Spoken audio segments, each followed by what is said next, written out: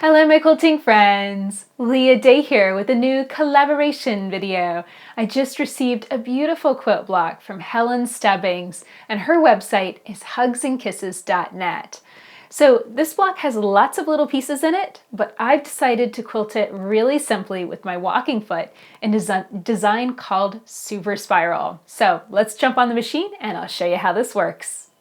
So I'm starting in the very center of this block and marking the spiral on the quilt surface. And the reason I do this is because when you're quilting a super spiral, you want to make sure that you start the right way and you're spiraling in a clockwise direction. That means less and less of the quilt is going to be in the center of the machine at any given time.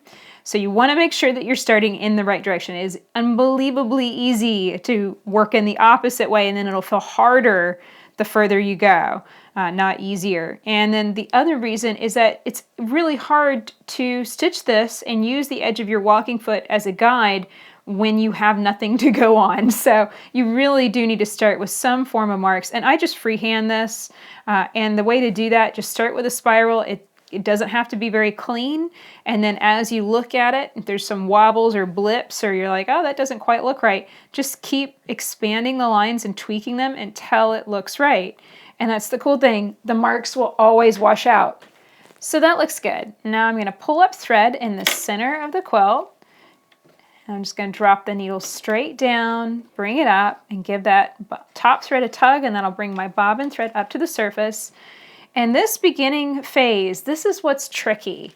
And I'm going to need to stitch basically one stitch at a time in order to get started on the right foot. So I slipped on my gloves, and now I'm going to take 1 or 2 stitches, and then I'm going to rotate the quilt. I'm going to almost exaggerate, and it's very little rotation. I mean, it's just a little nudge over in one direction or the other.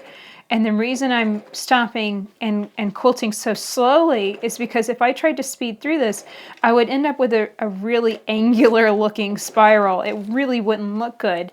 I've got to, because it's so tight here at the beginning, I basically got to rotate the quilt continuously and stitch very slowly in order to have a nice smooth curve here from the beginning. So as you work your way outward, then you'll start being able to take more stitches. You know, basically the bigger the spiral gets, the easier it will become to quilt.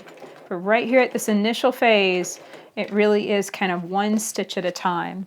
And watch out for your pins, they'll get in your way. You don't want that.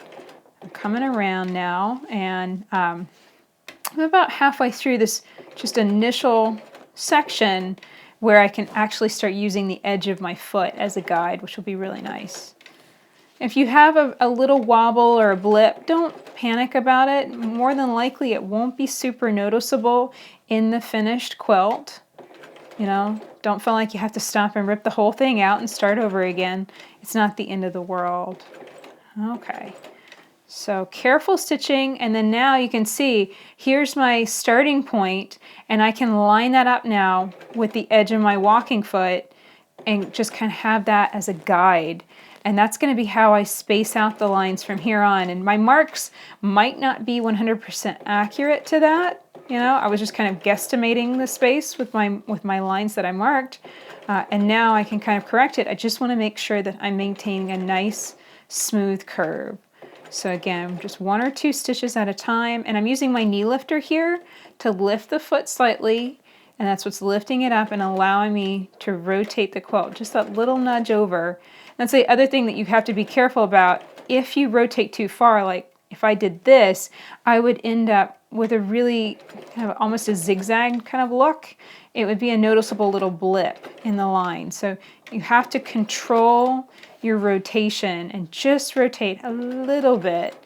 It's definitely one of those things that just requires practice. And I have to be honest, this initial starting point of any spiral is so much easier to quilt in free motion because you can see it better. The walking foot does make this more challenging because you can't see the spiral very well with the foot attached to your machine.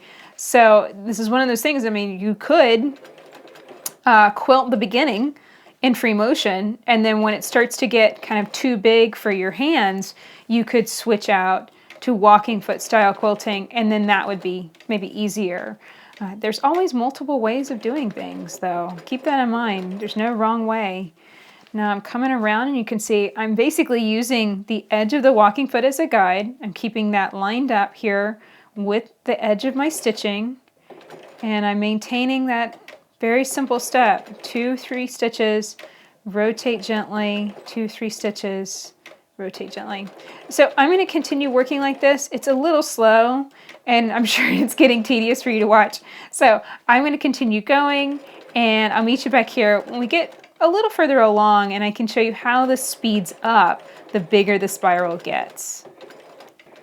So I've stitched a little bit further on this, and now I'm at the point where I'm not having to stop and rotate quite so often, because I'm able to stitch and rotate at the same time. So notice the placement of my hands. I've got them kind of spread out here on the quilt. I'm gripping the quilt, and then I am stitching very slowly because for each stitch I need to be moving the quilt and rotating around. For walking foot quilting, my stitch length, I like a 1.5 millimeter stitch. It's just a nice small stitch. I like my stitches to look tiny, but you could always do a bigger stitch length, and with walking foot style quilting, that will change your stitch length, and you could do big stitches if you wanted to. That rotation and shifting it will feel different because, of course, if you're taking bigger stitches, you're moving more of the quilt at any given time. At this point, you can see I can kind of keep up with myself here, rotating and stitching at the same time so long as I maintain this nice, steady, slow speed. And basically, visually, what I'm looking at is I'm just looking at the edge of my walking foot here, lining it up with the stitching line that I've done before, and it's just slow, steady work. You know, it's almost a trance because I'm watching the foot kind of bounce up and down, and I'm just focusing on keeping that edge in line with the stitching, and that's it. You know, that's all I'm really looking at. I'm not really looking at the needle so much, just the edge of the foot. And because it's a curve and the edge of the foot is straight, I kind of eyeball, there's like a little groove here, and I'm kind of eyeballing that groove and just trying to keep that groove lined up with the edge of my stitching line. And this is going to be different for every machine, for every walking foot, and for every person. So you kind of have to just eyeball it and look at what makes the most sense for you, and also what is giving you the right look for your super spiral.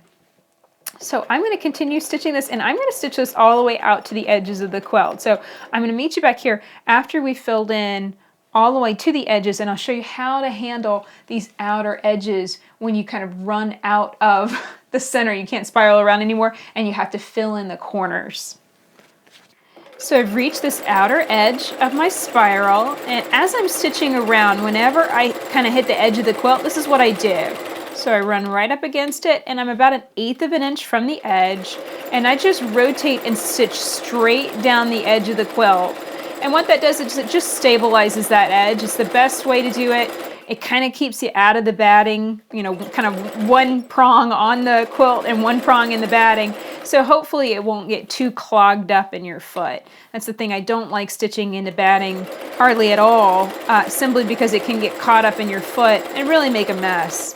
So I've already done that on this edge, so now I'm going to show you how to just go on ahead and fill in one corner. So I'm going to stitch down to the edge of the quilt, I'm going to rotate it, and I want you to see why we stitch these spirals clockwise, because this is what it would look like if you had stitched this counterclockwise with all this bulk in the arm of the machine, because you'd have not only the, you know, more than half the quilt, you'd have all the rest that you've already stitched from the center as well. So that's why we always quilt clockwise, but whenever we're filling in these corners, sometimes you have to stitch counterclockwise. So what I'm doing here is I'm just stitching down until I see that the edge of my foot is lined up with the edge of that spiral. And then now I'm going to stitch in this direction. Again, just trying to keep the edge of the foot in line with the edge of that stitching and maintain a nice smooth curve. Okay, so that didn't feel too bad. Now I'll rotate it around, stitch along that edge, and then I'll rotate and stitch in line with that curve. So it's just going to be a process of rotating, stitching along the edge of the quilt, and then stitching the curve. And honestly, the hardest part is whenever you have to stitch in this counterclockwise direction and just deal with the bulk of the quilt. That's the hardest part. Once you get down to the tip of your spiral, just stitch right across that last little bit and then line up your foot, and again stitch about 1/8 of an inch to the inside of your quilt and just stitch straight on down to where you can fill in the next corner. So that's how I'll fill in all of the corners to finish off my super spiral. So that's it for this video. I really hope that you enjoyed learning how to quilt the super spiral with your walking foot.